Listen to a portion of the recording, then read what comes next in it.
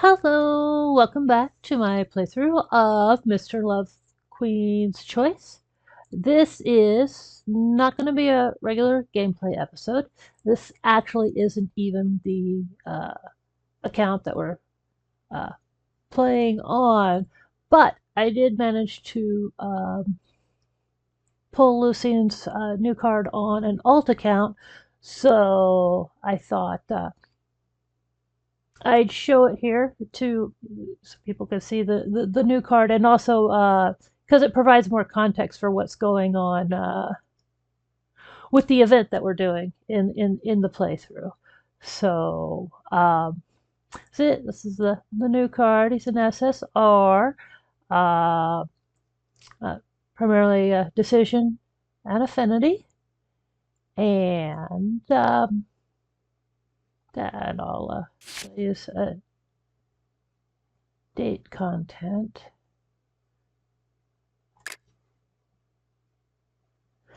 The last rays of winter sunlight spilled gently across the floor, casting a golden warmth over the living room like a soft quilt.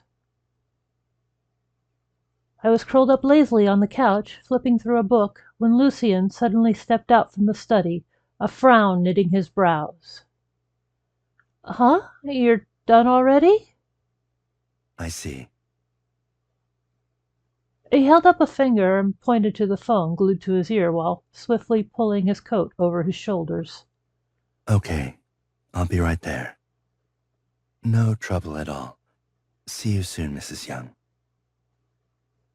He ended the call by the door. I quickly got up and walked over. Professor Young's not doing well. His wife called. I'm heading to the hospital. Want me to come with you? It's okay. Stay home and wait for me. All right, take your time. Maybe due to the urgency, he didn't say anything more before vanishing into a sudden burst of white light. The house fell abruptly still. I looked toward the place he had just stood and let out a quiet sigh. For the past few days, Professor Young's periods of lucidity had grown increasingly brief. Seeing the look on Lucien's face just now, a heavy weight settled in my chest. As dusk folded into the night and clouds veiled the stars, Lucien finally returned. His shadows stretched across the floor, beneath the stairwell's dim glow. I rushed to meet him. One glance at those dark, steady eyes, and I understood everything. I didn't know how long he had stood in the cold outside. His whole body was blanketed in chill. Still, when he saw me, he smiled faintly. Sorry I'm late. I stepped in close, brushing my hand gently over his cool cheek. You all right? Don't worry. Mrs. Young and we've known this day would come. Life and death. That's just how the world works. His voice was low, caught somewhere deep in his throat. There was no tremor, yet something about it pulled at my heart. The light in the corridor behind him flickered and faded, retreating as the night crept into the room. Lucien held me on the couch in silence. Even his shadow seemed to reminisce about the days past. He always had a great memory, and I often wondered if forgetting, even just a little, might be a mercy. Because sometimes memories could cut deeper than the loss itself. Lucien, what was Professor Young like to you? Professor Young. His voice drifted, like he was searching for something far away. It took him a long time before he spoke again. I guess he was a man who failed over and over. Decades ago, he was already a top neuroscientist in the country.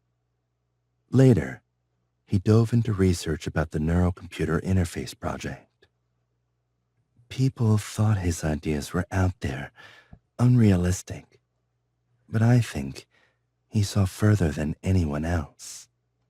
It's just, he was too early sometimes and too late other times. He never really got the breakthrough he was chasing.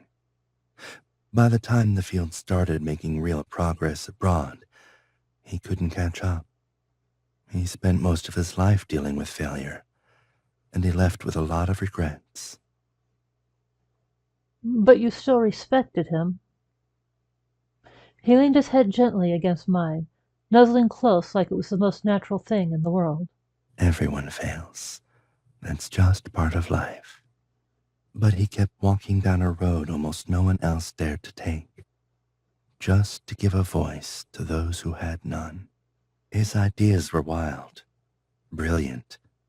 His mind worked in ways most people couldn't even follow. His words gradually faded again, and for a moment the silence between us said more than either of us could.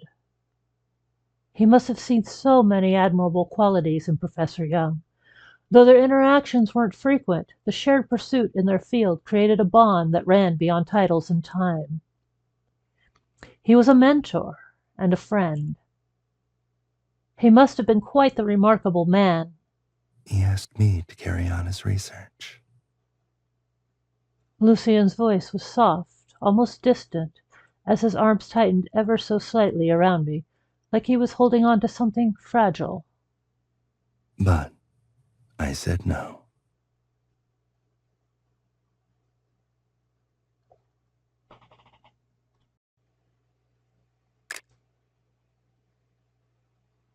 Lucien returned to his usual rhythm of life, but it was different now, more hurried, as though something invisible was urging him forward. Around the same time, he invited me to create a documentary about Professor Young, using the notes and materials left behind. Truth be told, I'd already been considering it long before he mentioned it. I knew Lucien wasn't one to wallow in sorrow. Even though I was puzzled by his decision, I didn't question him further, and instead threw myself into filming with quiet resolve. Looks like Miss Director's been doing a great job. The moment I stepped out of Professor Young's house, I saw Lucien waiting beneath the locust tree outside the gate. Winter was losing its grip, and a few pale blossoms had already begun to bloom behind him. "What are you doing here? I thought you'd be buried in work today." Just wrap most of it up. He smiled and gently took my hand, leaning his forehead lightly against mine. I didn't expect you to be this dedicated to the shoot. I feel like I haven't seen you in days. I figured I should do better at showing up and being there for you. "Ha!" says the guy who's been practically living in the lab lately. "Pot, meat, kettle?" Oh no, my heinous crime has been discovered. Anyway, I heard you wanted to visit Professor Young's studio. I came to take you there myself. "Wait, how'd you know that?" I blinked in surprise, caught off guard by how precisely he'd read my mind. Mrs. Young had told me that because of the special nature of her husband's research, the studio was off limits until a few things were settled. It wasn't until today that we finally got the green light. Lucien's smile deepened as he laced his fingers through mine and started walking. Just a hunch. I guess we're just two peas in a pod. Though honestly, I just wanted an excuse to see you. His tone was so serious I couldn't help but laugh. I gave his hand a playful squeeze. "You really think you need an excuse to come see me?" Let's just say it makes it easier to kidnap you whenever I want. We took our time walking. The locust trees flanking the path had begun to bloom in earnest, their elegant fragrance stretching across the air. Light filtered through the branches in golden slants, as if carrying the scent of spring on its shoulders. Eventually, Lucien stopped in front of an old courtyard house. With practiced ease, he unlocked the gate. "Wait, this is Professor Young's studio?" I stared, stunned. We'd passed this old building so many times. I never once imagined this is where his legacy lived. He loved ancient culture. Even helped redesign this place during the renovation. He led me inside with the ease of someone who'd walked this path many times. Time felt thick here, almost tangible, like every stone and tile remembered something you didn't. Sunlight danced on white walls and gray rooftops, while plum blossoms still clung defiantly to their branches. My breath slowed. I followed Lucien down a corridor and into a modest room. Is this? The room was simple, austere even. The shelves were packed floor to ceiling with books. Papers were scattered across the desk in towering stacks. Old notebooks lay open, filled with elegant script, as if the person who wrote them never left. But then my eyes caught a more familiar handwriting on a stack of documents. I looked up and met Lucien's gaze. I turned down his research, but I promised him I'd sort through all his notes and organize everything he left behind. It's a lot. More than I expected. I'll need time. So that's why you haven't been coming home. I strolled over with a playful grin and gave his nose a gentle pinch. Let me guess. You've been pulling late nights to wrap up your other work, just so you could hole up here and power through all this? Uh-oh. Looks like Miss Producer has discovered all my secrets. His eyes curved into a soft smile as he laced his fingers with mine. Though, I might still be keeping one tiny secret. Think you can guess it? Wait, there's more? I frowned, thinking hard. Then it hit me, his familiarity around this place, like he'd been here forever. Don't tell me you're actually planning to stay nearby until it's all finished. Not nearby. I'm staying here. His laugh deepened as he brushed a thumb across my knuckle. Makes it easier to keep that promise. When you get home, I'll be the first thing you see. A few days later, after wrapping up interviews with Professor Young's family, I stepped through the courtyard gate and was greeted by the strange twang of an off-key ku-ching. The notes were clumsy, almost painfully off-pitch. Curious, I followed the sound. Then, like stepping into a faded painting, I saw him. Lucien sat beside the pool, dressed in flowing pale robes, a white crane spread across his sleeve like a tasteful brushstroke. The kuching rested before him, trembling faintly beneath his uncertain touch. Behind him, locust blossoms bloomed in quiet clusters, the afternoon sun softening the scene into a scene from a serene dream. He looked up as I approached, and his smile turned sheepish. Good afternoon.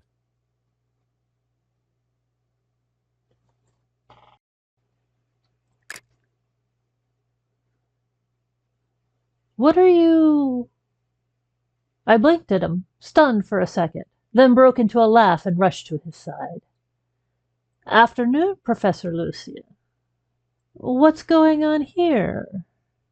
My gaze darted from his calm expression to the old kuchin and then back again, as if trying to solve a riddle he'd become a part of. I was getting a little fried from sorting notes. Thought I'd take a break. He responded like he'd been waiting for the question. And where did that come from? One of Professor Young's passions. He gently stroked the strings, as if greeting an old friend. He once told me he'd teach me. He thought I'd pick it up quickly. But life got in the way. We never found the time. The breeze stirred the trees. The pool rippled softly. Time here moved slower, like it, too, was reminiscing. Beside the kuching, a few weathered notebooks lay open, filled with personal musings, handwritten scores, and music sheets frozen in ink. Are these his as well? Yes. I found them tucked between journals on the shelf. There's a whole stack inside. It felt like a sign. So, here I am. He plucked the strings again, the sound still unsure but full of heart. Thought I'd sneak in a few lessons during breaks. If you round it up, it's basically Professor Young teaching me himself. So, you're going full immersion, huh? With the outfits and stuff? My teasing chuckle echoed gently as Lucien played along with a dramatic shrug. What can I say? Maybe it's the beautiful scenery. It's hard not to want to live the story while you're standing in it. That's fair. I sank down beside him, watching petals drift through the air, carried by the breeze. Time unraveled gently around us, and Lucien raised his hand again, trying once more to find the melody in the strings. Still halting, still imperfect, but a little bit better with each pluck. The world seemed as still, as if even sound had been swept away with the drifting petals, carried far into a distance too quiet to reach. I feel like some of these notes are off. The sound's a little strange, right? I'll help you look up a few videos. That way you can follow along and get a better feel. But honestly, I think it sounds lovely. Sensing his gaze drift my way, I turned to meet it, offering a warm smile. And I know it'll sound even better with time. The soft light scattered across his eyes, catching on something quiet and deep. His look held more emotion than words ever could. Then I guess I better step up my game. Can't let either of my teachers down. Lucien kept his days meticulously organized. After a round of practice on the kuching, he turned back to sorting old documents and handwritten pages. Meanwhile, I moved quietly through the ancient home, filming what I could. Sunlight spilled in with the slow certainty of late afternoon, painting the air in a golden hue. My camera traced over stacked shelves and scattered papers, their edges curled with time, each one humming with stories half told. I paused at the window. There, in the honeyed glow, Lucien sat at his desk, completely absorbed. He scribbled notes, underlined passages, and frowned a little when something didn't line up. His fingers danced rhythmically over his laptop keys, as if each click was in conversation with the silence. I watched him longer than I intended to, and so the camera lingered on him as well. He didn't notice until he did. Our eyes met through the lens. In the stillness of that moment, my voice rose before I could stop it. Lucien, what do you think research is really about? He blinked, as if the question had surprised him. Then he looked up, thoughtful, his gaze clear and steady. I think it's a process of self-affirmation. Self-affirmation? Everyone sees the world through their own lens, each with their own rules and beliefs. So we ask questions, take guesses, run tests, hoping the world talks back. A lot of people think that most of the time the world just tells us that we've made a mistake, but I don't see it that way. The golden light portrayed his silhouette as Lucien spoke, his tone quiet and even. Most of the time, the world tells us nothing at all. What we deal with the most isn't success or failure, it's doubt. It's doing the same thing over and over, wondering if you're even going the right way. Am I right? Should I keep going? What now? Those are the questions that never go away. It's this search for answers that builds your character. And research is just a long, winding dialogue with yourself. A way of asking, is the future I believe in the one that actually exists? I stared into his eyes, almost forgetting to breathe. Do you think you're on the right path? Of course. His reply was immediate, sharp, and almost arrogant in its certainty. For a heartbeat, I couldn't tell whether the world was bathed in dusk's last breath or the first glow of dawn. Lucien stood at the center of it, framed by gold and stillness, his gaze fixed on a future unknown to the others. And I knew I'd never forget this moment. or the way my admiration for him had quietly become something more rooted, more real. Don't you ever feel like there's never enough time? Time's never enough. Not for people like us. He laughed softly, glancing down at the open journal in his lap. But see, if time was unlimited, none of it would feel special. And that's why the challenge makes the whole thing worth it, right? Yeah, I guess it really is. I couldn't help but laugh, and then gently zoomed the camera in. All right, final question. Professor Lucien, what do you think you're doing right now? He blinked slowly, as if caught off guard. It took him longer to answer this one. After a pause that seemed to stretch with thought, he finally parted his lips. I suppose I'm writing a table of contents for a precious chapter of time. The next time I returned to the old house for filming, I wore something different.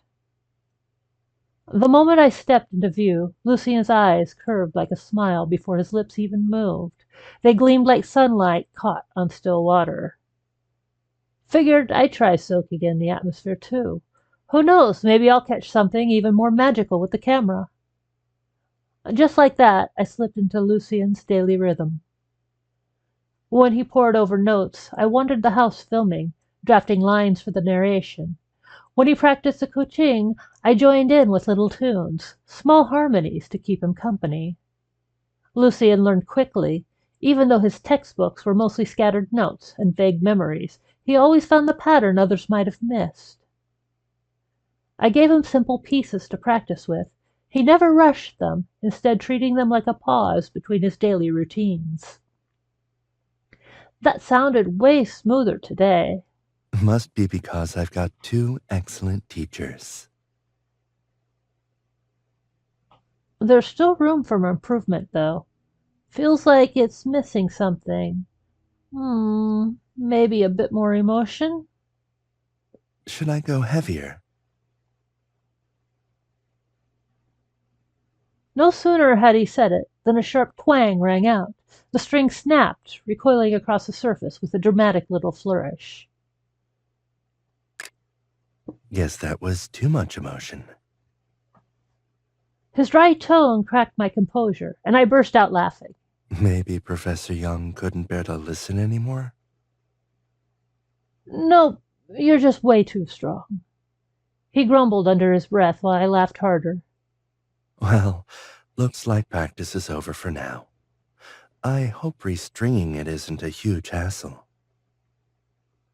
The look in his eyes was a dead giveaway. I tapped his nose with a grin. Don't tell me you actually want to try restringing it yourself, Professor Lucien. Why not? It sounds fun. He laced his fingers through mine and brought my hand to his lips, letting a kiss gently brush against my fingertips. I was planning to visit the luthier today anyway. Might be the perfect time to give it a shot. I checked the weather too. Clear skies tonight. The moon will be out if we decide to take a walk.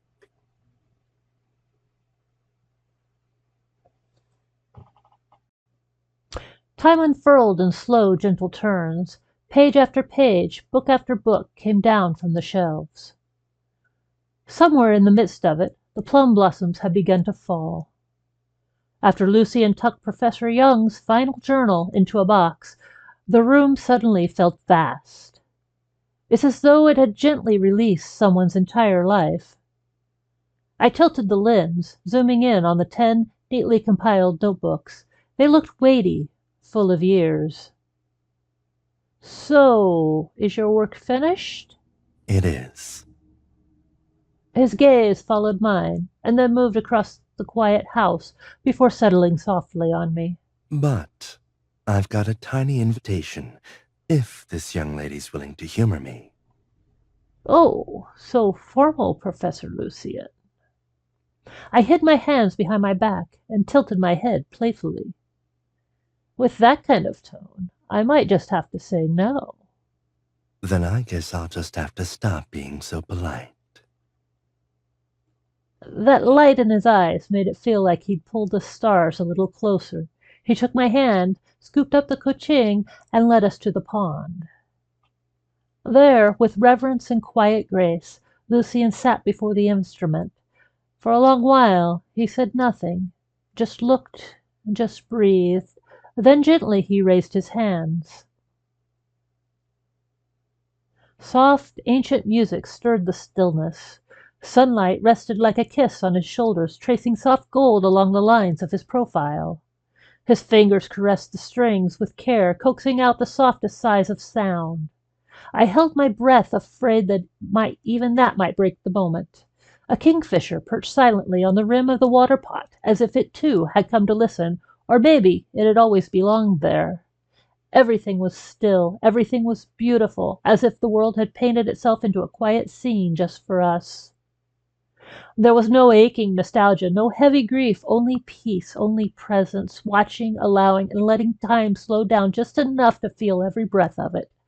I found myself growing quiet, drawn into the moment. No thought crossed my mind. I just stood there, still as the sunlight on water.